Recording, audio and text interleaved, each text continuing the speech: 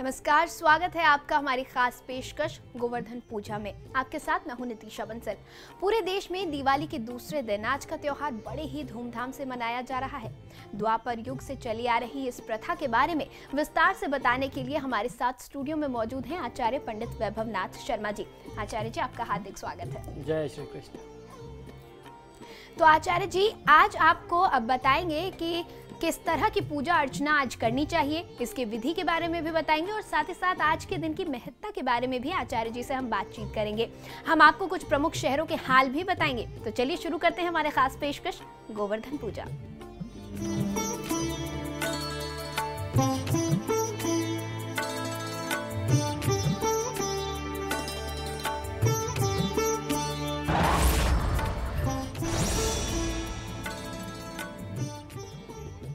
आज यानी कि दीपावली के अगले दिन गोवर्धन पूजा या अन्नकूट महोत्सव मनाया जाता है।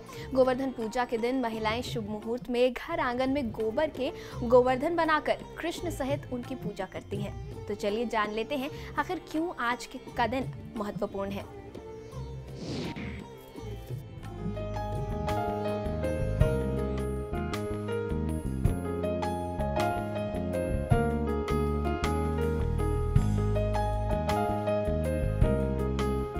कार्तिक शुक्ल प्रतिपदा को देश भर में गोवर्धन पूजा का त्योहार मनाया जाता है। दीपावली के अगले दिन इस त्योहार को अन्नकूट महोत्सव के रूप में भी मनाया जाता है। इस दिन महिलाएं शुभ मुहूर्त में घर आंगन में गोबर से गोवर्धन बनाकर कृष्ण सहित उनकी पूजा करती हैं। इस महोत्सव में विशेष सब्जी भी बनाई जाती है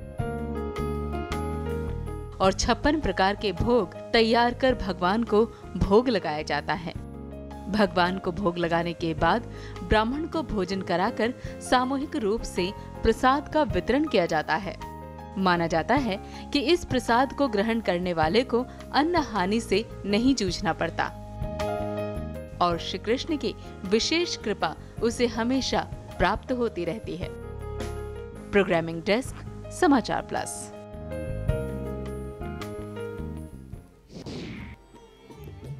तो आज के दिन लोग किस तरीके से गोवर्धन की पूजा करते हैं, कैसे घरों में ये त्योहार आज मनाया जाता है, पूजा आज किया जाता है, ये तो हमने देख लिया। अब आचार्य जी से जान लेते हैं कि आज के इस दिन का, आज की पूजा का महत्व क्या है। जी बिल्कुल, देखिए आज की तिथि का बहुत ज़्यादा विशेष है हमारे धर्मशास्त्रों में। आज की तिथि ही वह तिथि है जब भगवान श्री कृष्ण ने इंद्र भगवान की पूजा को बंद करा करके गोवर्धन पर्वत की पूजा आरंभ कराई थी। भगवान श्री कृष्ण अपने ग्वाल बाल चला रहे थे बच्चों के साथ, अपने सखाओं के साथ गायों को चरा रहे थे ग्वाल बाल के साथ। तो उन्होंने देखा कि दिवाली का दूसरा दिन था। उन्होंने देखा कि जो महिलाएं थीं वह नाना प्रकार के भोजन बना करके एक साथ रख करके खूब उत्सव मना रही हैं, हर्षोल्लास से नाच रही हैं, गा रही हैं और इंद्र देवता का पूजन करने में इंद्रोज यज्ञ इसको उस समय कहा जाता था। इंद्रोज यज्ञ चल रहा है और खूब उत्साह का वातावरण है। तो उन्होंने कौतूहलवश एक महिला से पूछा कि आप लोग ये क्या कर रहे हैं। तो उन्होंने बताया कि आज की तिथि में इस व्रत को, इस पूजा को करने का विधान ये है कि यदि इस पूजा को करने से इंद्र देवता प्रसन्न होंगे तो हमारे यहाँ अच्छे से वर्षा होगी और जब वर्षा होगी तो हमें भी अन्न मिलेगा, खेती भी अच्छी होगी और हमारी गायों को भोजन मिलेगा। तो भगवान श्री कृष्ण ने कहा कि अगर आज की तिथि में इंद्र देवता आपके समक्ष आकर के आपके इस भोजन को ग्रहण करते हैं, आप जो भोग लगा रहे हैं उन्हें ग्रहण करते हैं, तब तो मैं मान लूं कि हाँ इंद्र देवता हैं। नहीं तो फिर जो आपके सामने प्रत्यक्ष देवता है, जो आपकी गायों की सेवा करता है, उनको भोजन उपलब्ध कराता है, हम सब लोगों को फल और फूल देता है, आपको उनकी पूजा करनी चाहिए, अर्थात आपको गोवर्धन पर्वत की पूजा करनी चाहिए। ऐसे में भगवान श्री कृष्ण ने गोवर्धन पर्वत की पूजा आरंभ कराई और स्वयं स्वयं, क्योंकि वो लीलाधर थे, स्वयं गोवर्धन में माया स्वरूप धारण होकर के उनको जितने भोग अर्पित किए गए थे महिलाओं के द्वारा, उस भोग को स्वयं ग्रहण कर लिया और फिर उसके बाद वहां प्रत्यक्ष हुए और उन्होंने कहा कि देखिए आप लोग इंद्र भगवान की पूजा करते हैं, वो तो सामने नहीं आए, लेकिन आपने गोवर्धन भगवान को जो भी भोग लगाए थे गोवर्धन देवता ने उसको ग्रहण कर लिया, तो आज की तिथि से आपको गोवर्धन की पूजा ही करनी चाहिए। फिर उसके बाद सारी कथा जो है वह इंद्रदेव को पता चली जब नारद मुनि ने जाकर के उनको बताया, सारा वृतांत सुनाया कि आप तो यहाँ अपने इंद्रलोक में बैठे आनंद ले रहे हैं और वहाँ पृथ्वी पर इंद्रोज जो व्रत होता था, इंद्रोज यज्ञ जो होता था, वह आज से श्री कृष्ण ने बंद करा दिया है। अब उसके स्थान पर जो है गोवर्धन पर्वत की पूजा की जा रही है। तो ऐसे में इंद्रदेव जो है वो क्रोधित हो उठे। इंद्रदेव को तब तक जानकारी नहीं थी कि आखिर भगवान श्री कृष्ण है कौन, किसका अवतार है पृथ्वी पर। तो इंद्रदेव जब क्रोधित हुए, उन्होंने खूब भयंकर बारिश की। उन्होंने मेघों को यह आदेश दिया कि इस तरीके से जाकर के मथुरा में और वृंदावन में टूटे कि पूरा मथुरा वृंदावन जो है वो तहस नहस हो जाए। तो खूब जबरदस्त मूसलाधार बारिश हुई। अब सब लोग फिर भगवान श्री कृष्ण के पास गए कि लाला आपके कहने पे हमने पूजा की और इंद्रदेव रुष्ट हो गए और बारिश बहुत हो रही है, अब हमारे गोधन की रक्षा कौन करेगा, हमारे प्राणों की रक्षा कौन करेगा। तब भगवान श्री कृष्ण ने कहा कि आपने जिसकी पूजा की है गोवर्धन पर्वत की, आप उसकी शरण में चलें, उसकी तलहटी में पहुंचिए और वही आपको सुरक्षा देंगे, वही आपको आश्रय देंगे। भगवान श्री कृष्ण सबको लेकर के गोवर्धन पर्वत के पास पहुंचे और भगवान श्री कृष्ण की जो बाल लीला की हम लोग अगर चर्चा करते हैं तो यह लीला सबसे प्रमुख तौर पर गिनी जाती है जब भगवान श्री कृष्ण ने अपनी कानी उंगली पर, अपनी कनिष्ठिका उंगली पर गोवर्धन पर्वत को उठा लिया था और पूरे ब्रजमंडल को उसके नीचे शरण दी थी। और यह स्थिति जो है 1 सप्ताह चलती रही, बारिश लगातार 1 सप्ताह चलती रही, वर्षा लगातार होती रही। इंद्रदेव को जब पता लगा कि भगवान श्री कृष्ण वास्तव में विष्णु जी के अवतार हैं, तो इंद्रदेव वहां स्वयं धरा पर अवतरित हुए और उन्होंने भगवान श्री कृष्ण से अपनी गलती की क्षमा मांगी, अपने लिए क्षमा याचना करते हुए वह वहां से वापस लौटे।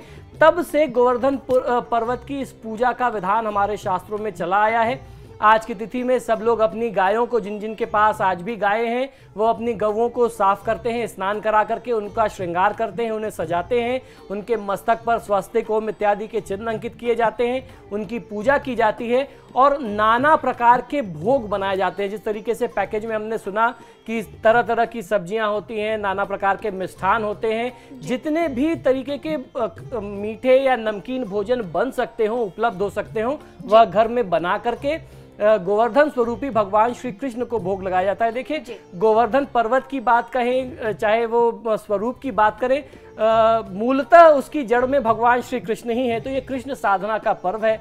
आज की तिथि में ज्यादा से ज्यादा कृष्ण साधना करना किसी भी जातक के जीवन में जो भी कष्ट है, द्वेष है, उसको दूर करता है, लोगों के दुखों का संहार करता है।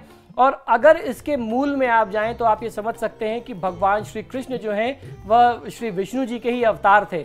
तो आज की तिथि में श्री कृष्ण की साधना करना या भगवान विष्णु की साधना करना कहीं ना कहीं माँ लक्ष्मी की साधना करने के समान ही माना जाता है। इस वजह से आज की तिथि में भगवान श्री कृष्ण, माँ राधा और उनके साथ साथ भगवान श्री विष्णु और माँ लक्ष्मी की साधना करते हैं। इसी क्रम में, क्योंकि ये दीपावली का 5 दिवसीय पर्व का आज चौथा दिन है, तो ये लक्ष्मी साधना के क्रम में आज की तिथि भी बहुत ज्यादा विशेष। जी बिल्कुल।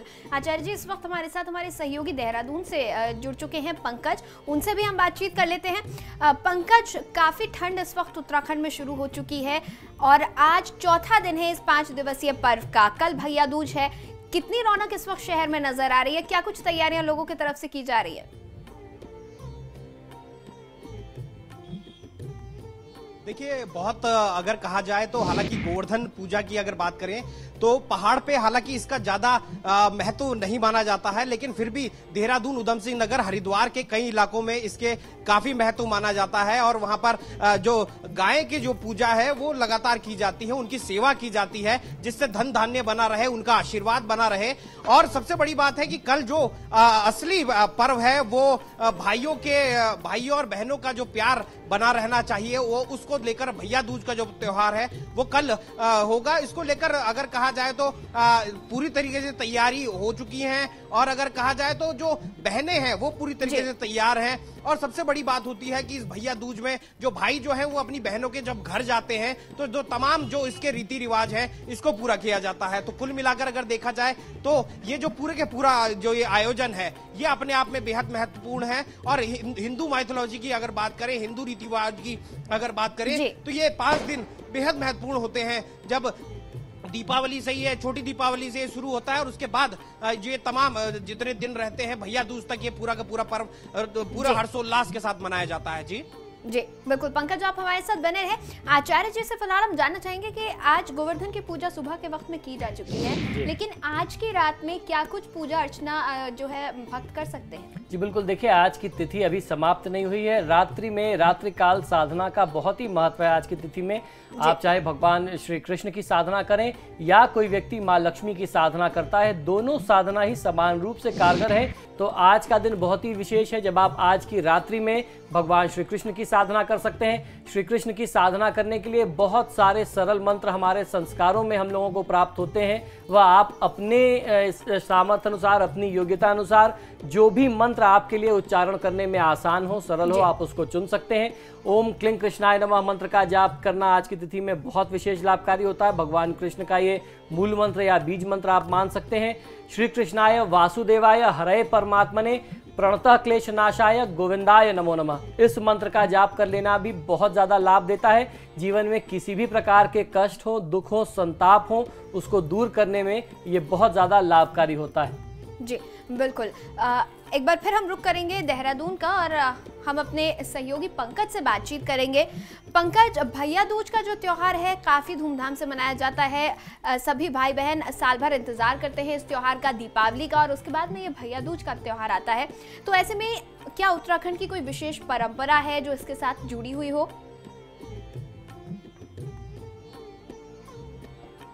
देखिए, उत्तराखंड की विशेष परंपराओं की अगर बात करें तो दीपावली को लेकर एक अपनी विशेष परंपरा है। पहाड़ की अपनी एक पारंपरिक दीपावली मनाई जाती है, जिसमें अगर कहा जाए तो एक एक रस्सी में बांधकर उस आग को घुमाया जाता है। ये कहीं ना कहीं जो पहाड़ की जो परंपराएं हैं वो टिहरी, उत्तरकाशी और अगर कहा जाए तो चकरौता के आसपास के जो इंटीरियर इलाके हैं उसमें ये दीपावली मनाई जाती है। और जो भैया दूज की बात करें तो भैया दूज में भी काफी महत्वपूर्ण इसलिए भी माना जाता है क्योंकि जब भाइयों को अपनी बहनों के घर जाने का मौका मिलता है और वहां पर उनका जो स्नेह मिलता है, जो अगर कहा जाता है जो नारियल जो होता है वो वहां पर दिया जाता है। इसके अलावा जो खील पताशे या फिर मिठाइयां दी जाती हैं और जो तमाम चीजें हैं वो बिल्कुल बहुत सारी ऐसी परंपराएं हैं जो उत्तराखंड की विशेष है। पंकज, आप हमारे साथ बने रहे। इस वक्त हमारे साथ उत्तराखंड के लोक गायक प्रीतम भरद्वाज जी जुड़ चुके हैं, उनसे हम बातचीत करेंगे। बहुत बहुत स्वागत है आपका। जी धन्यवाद, बहुत बहुत धन्यवाद। जी प्रीतम जी, दीपावली की आपको हार्दिक शुभकामनाएं समाचार प्लस की तरफ से। आपको भी बहुत बहुत शुभकामनाएं, भैया दूज की भी और जितने भी त्योहार हैं। जी प्रीतम जी, इतने शुभ अवसर पर आपसे बातचीत हो रही है तो हम सबसे पहले तो यही चाहेंगे कि आप क्योंकि मिट्टी से जुड़े हुए हैं, उत्तराखंड की संस्कृति से, लोक गायन से आप जुड़े हुए हैं, तो हम चाहेंगे एक नजराना हमारे दर्शकों के लिए हो जाए। जी, अभी हमारे यहाँ की जो बगवाल, हमारे यहाँ दीपावली को बगवाल बोलते हैं जी, और अमूमन तो बगवाल पूरे देश के अंदर और पूरे उत्तराखंड में वही मनाई जाती है कि जो रामचंद्र जी के आने के बाद खुशी हुई थी जी। लेकिन हमारे यहाँ एक बगवाल, इसको बगवाल बोलते हैं और इसका 1 महीने के बाद एक और बगवाल दीपावली हमारे यहाँ होती है। बगवाल जैसे मैंने कहा जी जी, तो उसमें माधव सिंह भंडारी का एक प्रसंग है, उसकी कुछ लाइनें मैं सुनाना चाहूंगा। जी जरूर।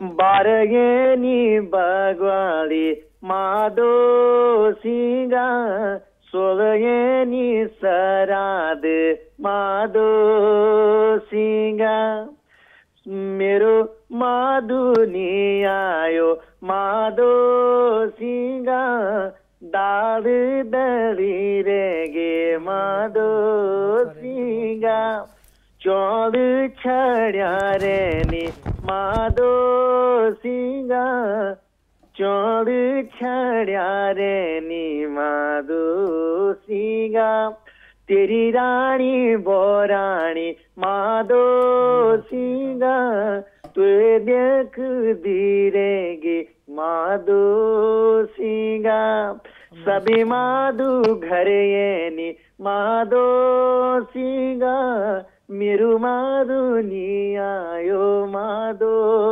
सिंगा।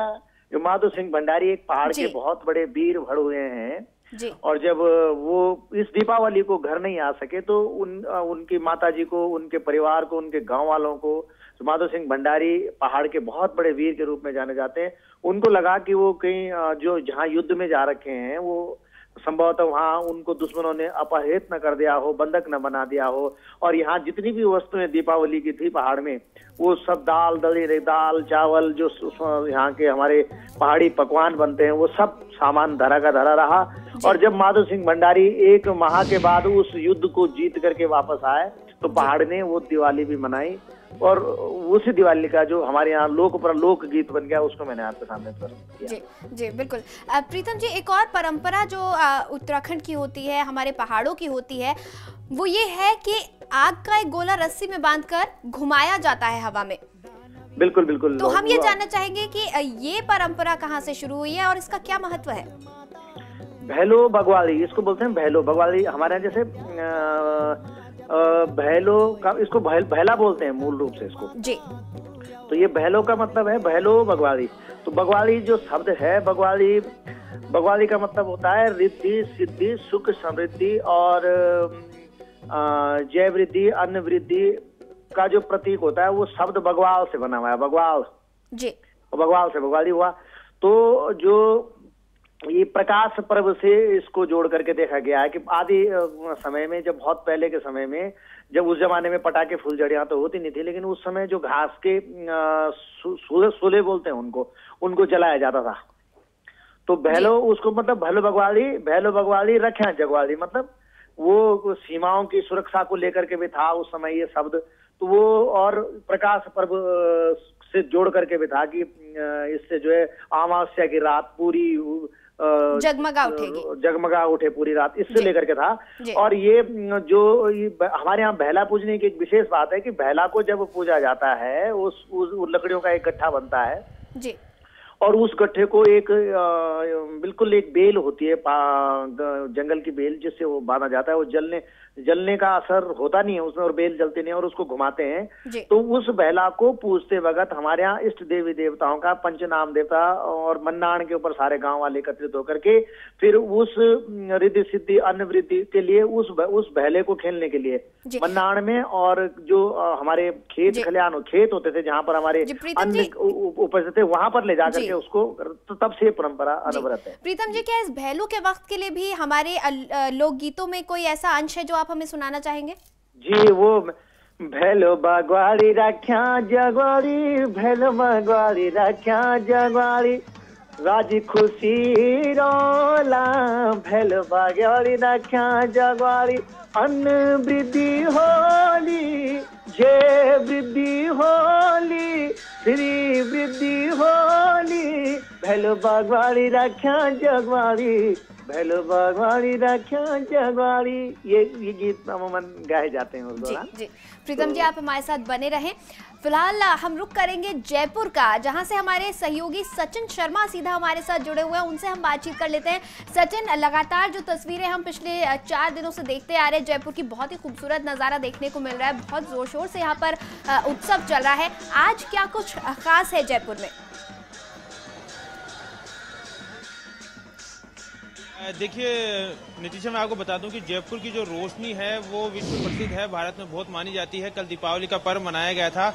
आज बड़ी धूमधाम से जो है गोवर्धन का पर्व यहाँ जयपुर में मनाया गया है। हर जगह गाय को पूजा गया है, गोवर्धन की पूजा की गई है। इसका महत्व जो है शास्त्री जी बता चुके हैं। इसके अलावा जो आज का शाम का समय है उस समय जयपुर का जो बाजार है, मुख्यतः प्रकोटा जो है वो खुलता नहीं है। अधिकतर दुकानें बंद होती है क्योंकि जिन भी लोगों को खरीदारी करनी थी वो कल तक कर चुके होते हैं। जितने दुकानदार को अपना सामान बेचना था वो जो मुनाफा उन्हें कमाना था सब कुछ कल कर चुके हैं। आज सभी लोग अपने परिवार के माध्यम से बाहर निकले हैं। परकोटा का करीब 7 से 8 किलोमीटर का क्षेत्र है। इसमें 2 मुख्य चौपड़ हैं, छोटी चौपड़ और बड़ी चौपड़। इसके अलावा चांदपोल बाजार है, चौड़ा रास्ता बाजार है, उन्हें दुल्हन की तरह सजाया जाता है। पूरे शहर को व्यापार मंडल, अलग अलग व्यापार मंडल सजाते हैं। इस वक्त हम लोग छोटी चौपड़ पे खड़े हैं। आप मेरे पीछे देख सकते हैं, मैं मेरे कैमरा पर्सन को कहूंगा कि पीछे दिखाएं आपको किस तरह के सुंदर गेट सजाया गया है, रोशनी की गई है। जो आप गेट देख रहे हैं इसके पीछे जो रास्ता जाता है वो जोहरी, जो पीछे जो रास्ता जाता है पूरा छोटी चौपड़ का इलाका है। इसके जो चारों गेट है बड़ी खूबसूरती से सजाए गए। ये हम आपको एक गेट दिखा रहे हैं। जो उसका दूसरा गेट है वहां पे जो है जो विक्रांत जो युद्ध पोत है भारत का उसे बनाया गया है। उसे देखने के लिए खास तरह से लोग आए हैं। मैं अपने कैमरा पर्सन को बोलूंगा कि आपको वो गेट भी दिखाएं एक बार, जो विक्रांत जिसे सजाया गया है, जो भारत का जो जल प्रहरी माना जाता है।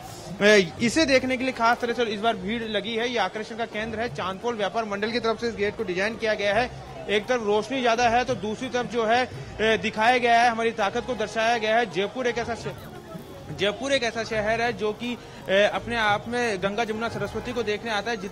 जितनी तादाद में यहाँ जो है हिंदू रहते हैं उतनी तादाद में जो मुस्लिम भाई भी रहते हैं, अन्य समुदाय के लोग भी रहते हैं। सभी आज जो है घरों से बाहर निकले हैं। खासकर आज का जो दिन होता है वो रोशनी देखने के लिए देखा जाता है। बड़े बूढ़े बच्चे सभी यहाँ जमा है और सब लोग जो है खास करके रोशनी को, जो मुख्य दरवाजे बनाए जाते हैं, इन्हें देखने के लिए आते हैं। इसके अलावा जो है ये जो युद्ध पोत यहाँ दिखाया गया है, इस पे एक एयरक्राफ्ट भी लगाया गया है। कुछ समय रहने के बाद आवाज करके एयरक्राफ्ट यहाँ से रन करता है और वो मुख्य आकर्षण का केंद्र बना हुआ है जो विक्रांत युद्ध पोत है। इसे देखने के लिए लोग आ रहे हैं। ट्रैफिक फिलहाल रोक दिया गया है आसपास के सभी क्षेत्रों का।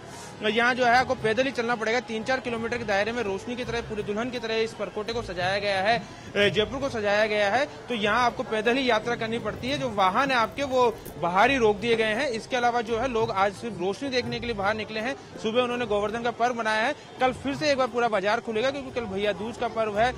मिठाइयों की दुकानें खासकर अभी भी खुली हैं, लेकिन उसके अलावा जो पूरा बाजार है वो कल खुलेगा। आज लोग छुट्टियां मना रहे हैं। सभी लोग रोशनी देखने के लिए आए हुए हैं। दूर दूर से, जयपुर ही नहीं, जयपुर के जो बाहर का जो एरिया है वहाँ के लोग भी आज आए हुए हैं और अब रोशनी देख रहे हैं, इसे एंजॉय कर रहे हैं। तो फेस्टिवल को जो है हर्षोल्लास के साथ मना रहे हैं। जी नितिशा। जी बिल्कुल सचिन, आप हमारे साथ लगातार बने रहे। फिलहाल आचार्य जी से हम बातचीत करना चाहेंगे। आचार्य जी, आज की पूजा तो हो गई, आपने ये भी हमें बता दिया कि आज रात में किस तरीके से साधना करनी चाहिए, सभी साधकों को क्या कुछ उससे लाभ मिलता है, ये भी हम बातचीत कर पाए।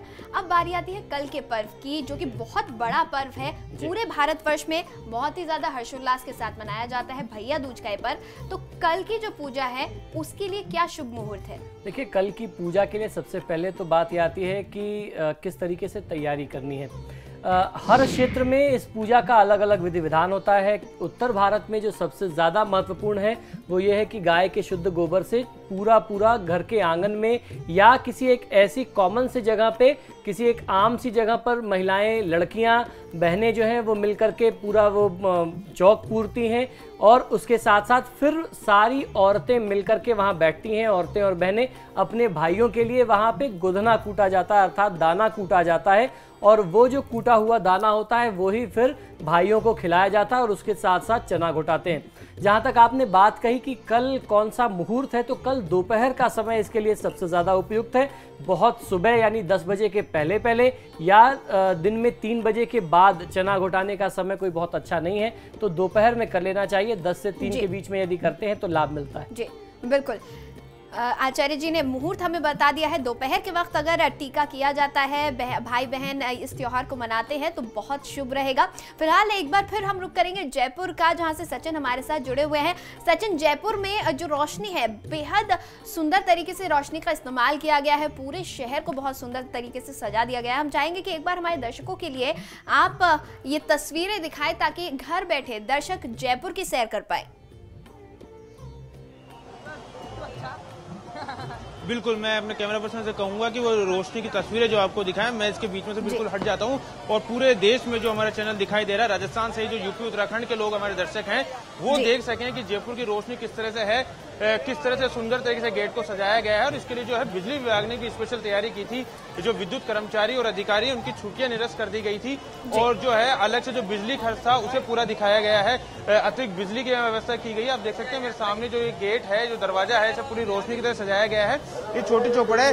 ऐसा ही जो दरवाजा है वो बड़ी चौपड़ पे देखने को मिलता है। बड़ी चौपड़ में 4 दरवाजे सजाए गए हैं। चारों दिशाओं में जो है चारों दिशाओं में व्यवस्था अच्छी तरह से की गई है। पुलिस का जो जाब्ता है वो अच्छी तरह तैयार है, क्योंकि बहुत बड़ी तादाद में लोग पैदल यहाँ पहुंचे हैं, पैदल यहाँ जमा हुए हैं। लोग रोशनी देख सकते हैं आप। और मैं कैमरा मैन कहूँगा, जो दूसरा जो युद्ध पोत तैयार किया गया है, जो मुख्य आकर्षण का केंद्र यहाँ बना हुआ है, किस तरह से जो एक मैसेज भी देने की कोशिश की गई है उन लोगों को जो समझते हैं कि जो हमारी ताकत को तोड़ देंगे। उन्हें बताया गया है कि भारत जो है किसी भी तरह से कमी नहीं है ताकत में। जो विक्रांत जो जल प्रहरी है देश का, उसे यहाँ दर्शाया गया और यही एक मुख्य आकर्षण का केंद्र है। जो जल प्रहरी के बारे में, विक्रांत के बारे में कहा जाता है कि ये इसके ऊपर जो है कई एयरक्राफ्ट जो है मालवाहक एयरक्राफ्ट के सहित जो लड़ाकू जो विमान है वो भी इस पे उतर सकते हैं। और यही मुख्य आकर्षण केंद्र है। एक लड़ाकू विमान यहाँ दिखाया गया, दर्शाया गया। कुछ देर में जो लड़ाकू विमान है ये आवाज करते हुए शुरू होता है और कुछ दूरी ये तय करता है। और इसे देखने के लिए बड़ी संख्या में लोग यहाँ जमा हैं, बच्चे यहाँ जमा हैं। और मैं आपको बता दूं, ये वही चार दीवारी है जहाँ सन 2008 में जो है आतंकी हमला होता है, उसके बाद से सुरक्षा की पुख्ता यहाँ व्यवस्था की गई है। बड़ी संख्या में जो है पुलिस बल यहाँ जमा है, जाब्ता यहाँ तैनात किया गया है। जो लोग हैं बड़ी संख्या में आए हुए हैं। पूरा ट्रैफिक जो रोक दिया गया है, यातायात जो है वो रोक दिया गया है। सिर्फ पैदल यात्री आ सकते हैं और बड़ी मात्रा में पुलिस बल भी तैनात है। और ये मैं बता दूं कि जो हिंदू समुदाय के लोग हैं वो तो यहाँ हैं ही, उसके अलावा इतने ही मुस्लिम समुदाय, सिख समुदाय, जो गंगा जमुना जो सरस्वती के लिए जयपुर शहर जाना जाता है, जब ब्लास्ट यहाँ हुए थे उसके बाद भी ये शहर नहीं दहला था। अगले दिन ही ये खड़ा हो गया था और जवाब दिया था उन आतंकियों को जिन्होंने इस दर्द दिया था गुलाबी नगरी को। तो आप देख सकते हैं बड़ी संख्या में हर वर्ग, हर समुदाय के लोग जमा हैं। बिल्कुल, त्योहार ही एक ऐसा मौका होता है जब हमारे देश की गंगा जमुनी तहजीब खुलकर सामने आती है। सभी लोग आपस में मिलजुल कर रहते हैं, भाईचारा बढ़ता रहता है ऐसे ही त्योहारों से। आप सभी हमारे साथ बने रहें। फिलहाल एक छोटे से ब्रेक के लिए रुकेंगे, लेकिन ब्रेक के बाद भी हमारी खास पेशकश लगातार जारी है।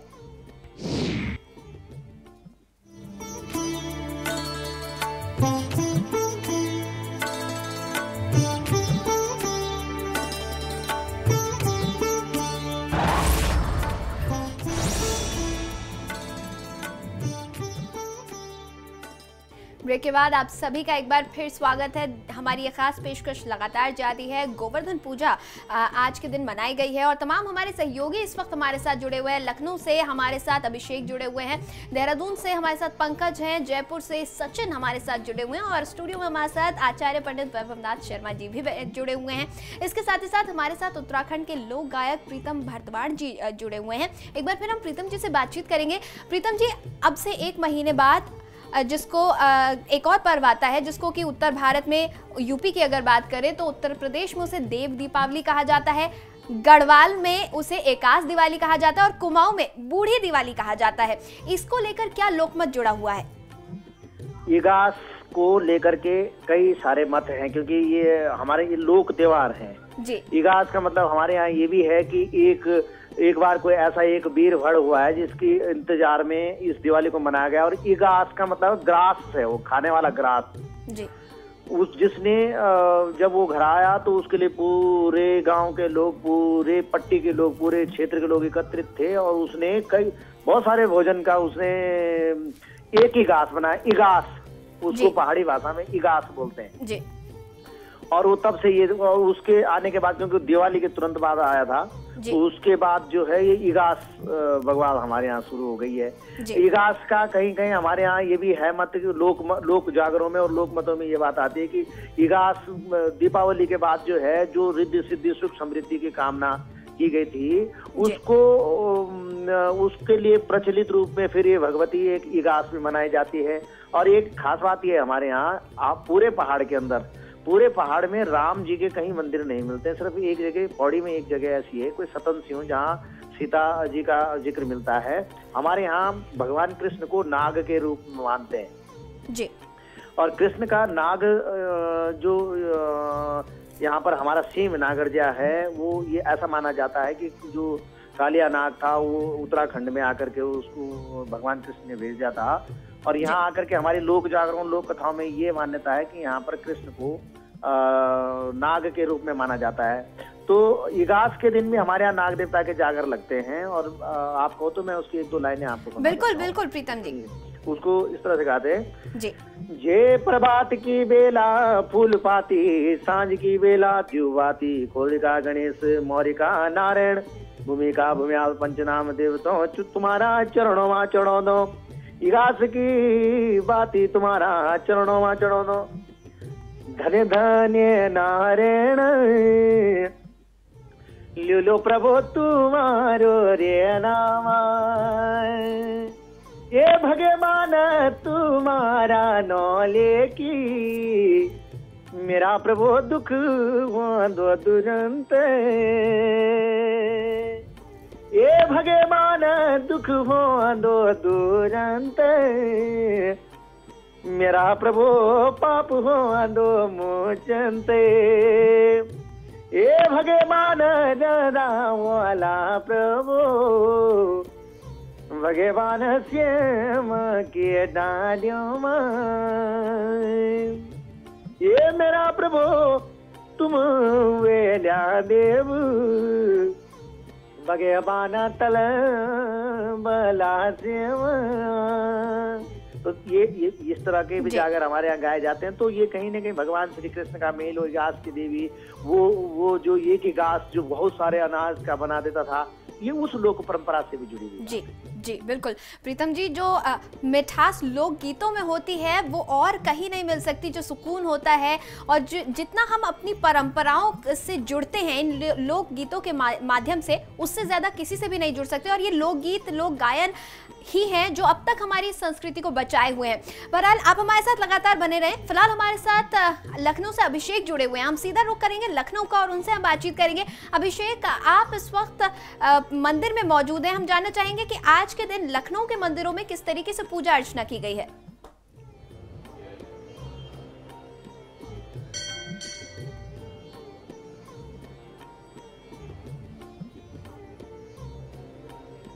जी हाँ, इस वक्त हम नितिशा आपको बता दूं कि लखनऊ के एक बहुत मशहूर मंदिर में मौजूद हैं। मूलतः हनुमान जी का मंदिर है, लेकिन राधा कृष्ण जी के लिए एक मान्यता है यहाँ पर कि जो भी आता है, जो भी वर वधू या शादी के तुरंत बाद जो लोग आते हैं, उनकी मनोकामना यहाँ पूरी होती है। यहाँ पर हमारे साथ कुछ परिवार हैं जो यहाँ मौजूद है, पूजा अर्चना करने आए थे, इनसे बात करते हैं। आज गोवर्धन पूजा है, किस तरह से पूजा अर्चना की है आपने? मेरा नाम अनीता मिश्रा है। मैं गाय हमारी माता है, उसका गोबर लाते हैं, उसके गोवर्धन बनाते हैं, लैया खील बतासे लड्डुओं से भोग लगाते हैं, धूप दीप नैवेद्य आरती करते हैं राधा कृष्ण की, और उसके बाद पूजा आरती करके उसके बाद शाम को दीपक जलाते हैं दरवाजे पे रख के, बस। और गौरी से सिंदूर सुहाग लेते हैं। क्या क्या खास होता है ऐसा पूजा में? यही होता है, मैंने अन्न का भोग लगाना, सारे मतलब देवी देवताओं इंद्र और कृष्ण का पूजा होती है, और सब अन्न लड्डुओं का सबका भोग लगाया जाता है, हर चीज।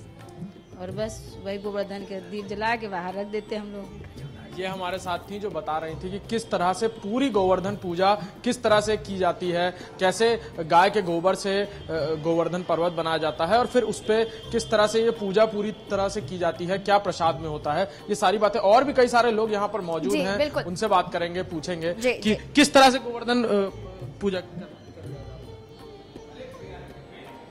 अच्छा अभिषेक, आपके पीछे मुझे पंडित जी खड़े हुए नजर आ रहे हैं। मैं चाहूंगी कि आप पुजारी जी से बातचीत करें और जानें कि किस तरीके की तैयारियां आप कल सुबह की पूजा के लिए की जा रही हैं, क्योंकि कल भैया दूज है और काफी विशेष ये दिन है।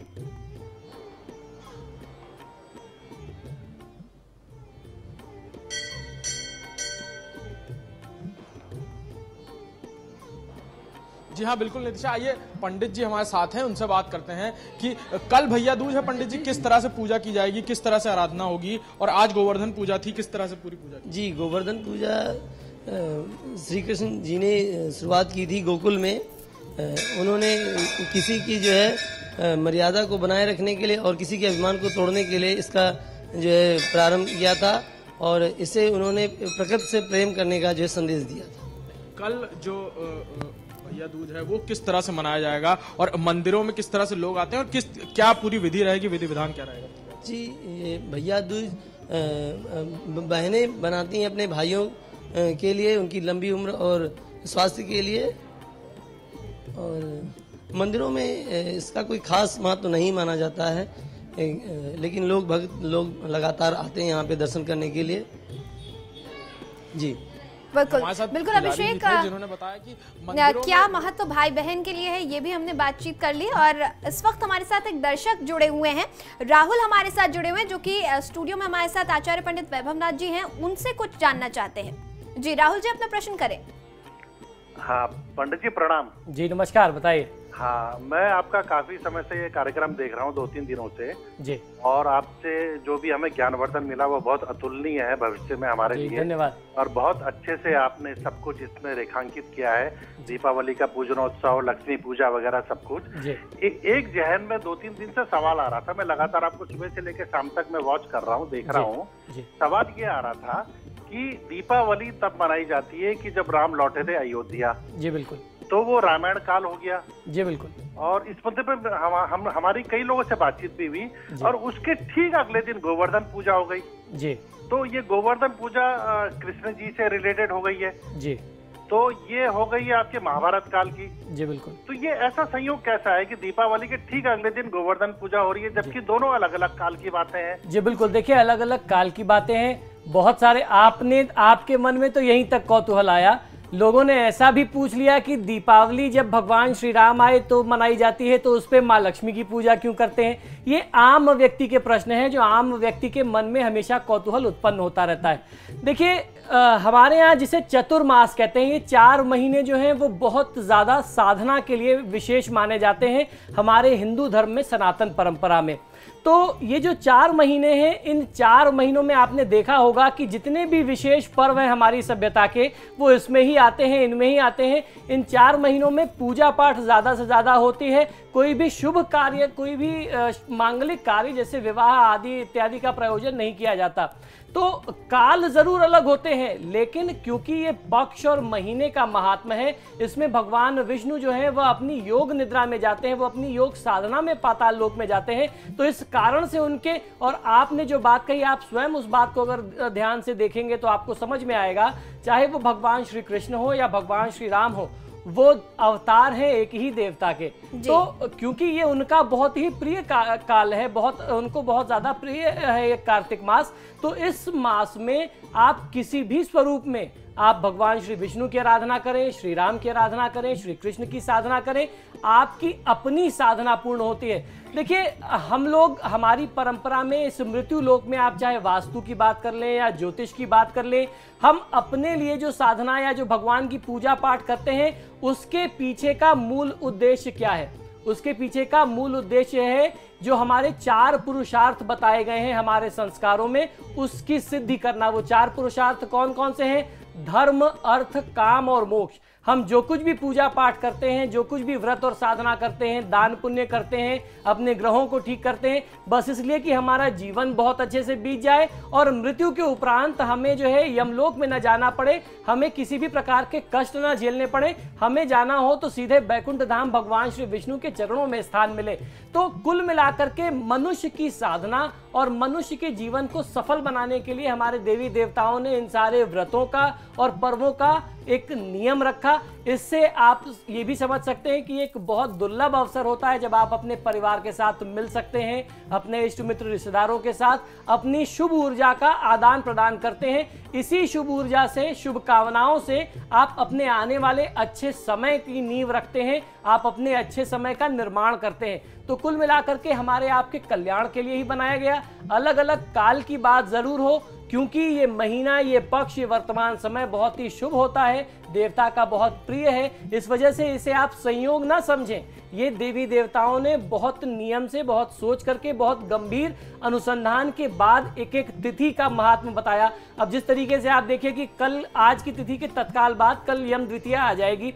भाई दूज का महत्व हमारे धर्मशास्त्रों में बहुत ज्यादा है। भाई दूज के बारे में कहते हैं कि कल की ही वो तिथि थी जब यम देवता अपनी बहन यमुना अर्थात यमी के घर अचानक पहुंच गए थे।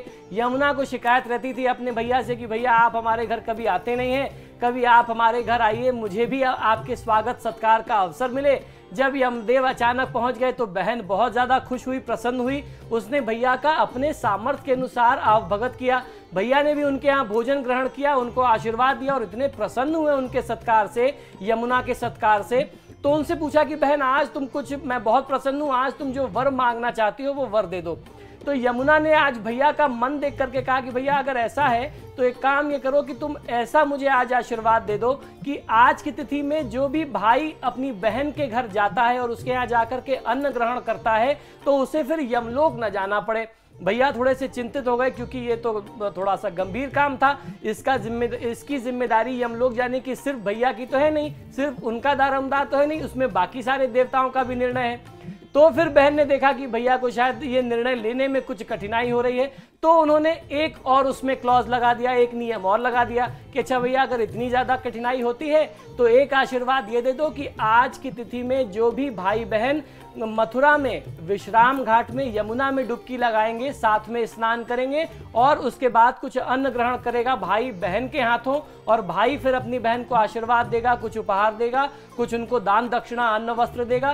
तो ऐसे भाई बहनों को कभी मृत्यु लोक के बाद जो है वह यमलोक नहीं जाना पड़ेगा, उन्हें मोक्ष की प्राप्ति होगी। तो यम देवता ने उनके इस वचन को स्वीकार किया और उन्हें यह आशीर्वाद दिया। तो आप ये समझिए कि हमारी जितनी भी तिथियां हैं वह हमारे ऋषि मुनियों ने, हमारी देवी देवताओं ने बहुत ही अनुसंधान के बाद उसको निर्धारित की है। और इसमें अगर आप देखेंगे तो बहुत बड़ा साइंटिफिक इसके पीछे रीजन भी है, वैज्ञानिक आधार भी है। ये जो ऋतु परिवर्तन हो रहा है, ऐसे में किसी भी तीर्थ नदी में, गंगा में या यमुना में स्नान कर लेने से व्यक्ति की जो शरीर की रोग प्रतिरोधक क्षमता है उसमें वृद्धि होती है। ऐसे में अगर आप स्नान करने के बाद अन्न ग्रहण करते हैं तो आपको अंदर से क्षमता मिलती है। तो इस तरीके के बहुत सारे कारण हैं जिनको देख करके इन पर्व का और इन सारे संस्कारों का निर्धारण किया गया है, जिसका लाभ हमें और आपको अवश्य लेना चाहिए। इससे हमारा आपका कल्याण अवश्य होगा। बिल्कुल आचार्य जी, जैसा कि हमने पहले भी बातचीत की हुई है कि हमारे तमाम संस्कार, तमाम नियम जो बनाए गए हैं, बहुत ही वैज्ञानिक महत्व उन सभी रीति रिवाजों का है। बहरहाल फिलहाल हम रुक करेंगे जयपुर का। सचिन से हम बातचीत करेंगे। सचिन, कल भैया दूज है, भैया दूज के लिए क्या कुछ तैयारियां की जा रही है? देखिए, मैं नीतीशा मैं आपको बता दूं कि भैया दूज जो है वो पूरा पर्व जो है प्रदेश में बड़ी धूमधाम से मनाया जाता है। आज गोवर्धन का पर्व बनाया गया था। आज जो है लोग जो दिवाली की थकान है, जो लोग खरीदारी करते हैं, दिवाली पूजन करते हैं, उससे कहीं ना कहीं रिलैक्स हो जाते हैं। आज का दिन जो है कहें कि राम राम करने के लिए राजस्थानी में या रामा श्यामा करने के लिए रखा जाता है। लोग एक दूसरे के घर जाते हैं, उन्हें बधाई देते हैं दिवाली की, और उसके बाद जो है लौटते हैं। कल भैया दूज का त्यौहार है तो हर बहनें भी तैयार है अपने भाई का स्वागत करने के लिए, और भाई भी तैयार है उनकी बहनों के घर जाने के लिए। हमारे साथ कुछ लोग हैं, उनसे पूछ लेते हैं कि उन्होंने क्या तैयारी की है कल भैया दूज के लिए, और दीपावली का पर्व कैसे बनाया और सजावट देखने के लिए जाए। सही बताइए कि जो है आज जयपुर की सजावट देखने के लिए आप आए हैं, क्या कुछ खास देखा आपने?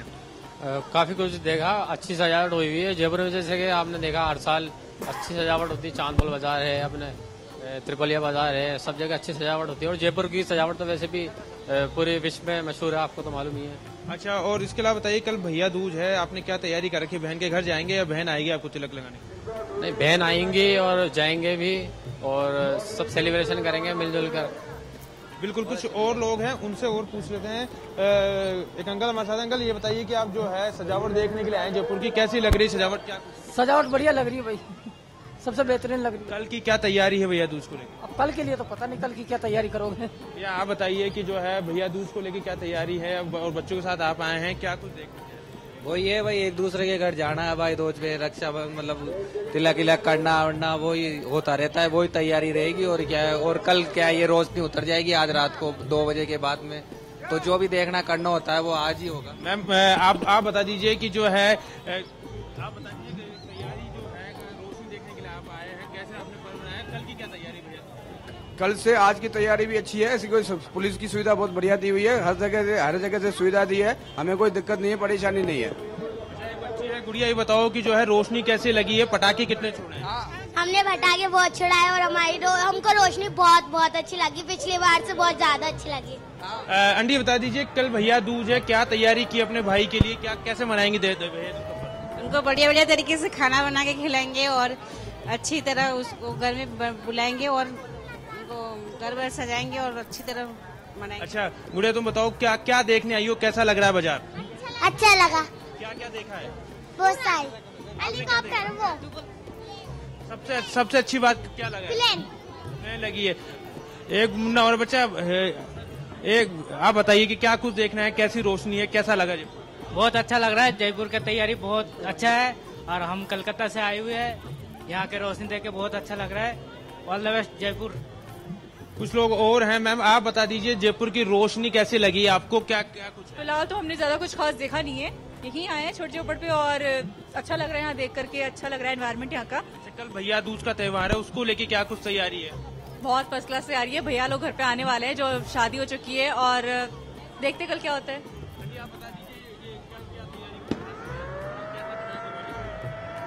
बताओ। बहुत अच्छा लग रहा है।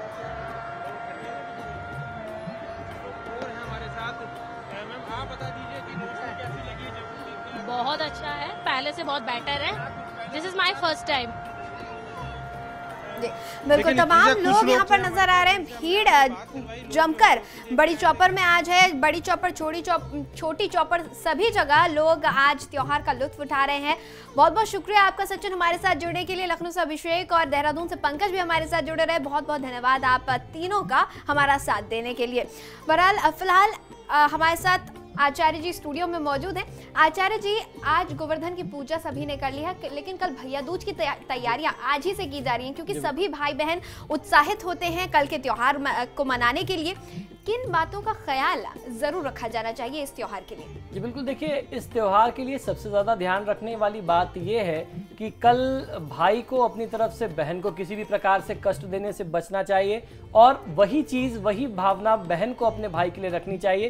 कल का त्योहार मिलजुल करके मनाने का त्योहार है। आपके किसी भी कृत्य से परिवार के किसी भी व्यक्ति को, समाज के किसी भी व्यक्ति को कहीं ठेस नहीं पहुंचनी चाहिए, किसी की भावना ना दुखे, इस बात का आपको बहुत ज़्यादा ध्यान रखना चाहिए। इस तरीके से यदि आप त्यौहार मनाएंगे पूरे परिवार के साथ मिलकर के, हर्षोल्लास के साथ, तो निश्चित ही आपके परिवार में सुख समृद्धि निरंतर बनी रहेगी। जिस चीज़ के लिए आप लगातार साधना कर रहे हैं माँ लक्ष्मी की कृपा प्राप्त करने के लिए, वह भी आपको प्राप्त होगी। तो आज की तिथि, आज की रात्रि भी बहुत महत्वपूर्ण है, और 5 दिवसीय पर्व कल समाप्त होगा, तो उस क्रम में कल की रात्रि भी बहुत ज़्यादा महत्वपूर्ण है। आज की रात्रि में भी यमदेव के निमित्त एक दक्षिण दिशा में चारमुखी दीपक निकालना चाहिए, और कल जब आप चारमुखी दीपक निकाल दें तो उसके बाद इस पर्व का समापन हो जाता है। तो ये 2 कृत्य आज और कल की रात्रि में किया जाना बहुत ही आवश्यक है। जी आचार्य जी, हम जानना चाहेंगे कि कल सुबह के लिए भी क्या कोई विशेष पूजन, कोई विशेष विधि विधान हमारे शास्त्रों में बताया गया? देखिए इसमें कोई ऐसा विशेष मुहूर्त नहीं हो,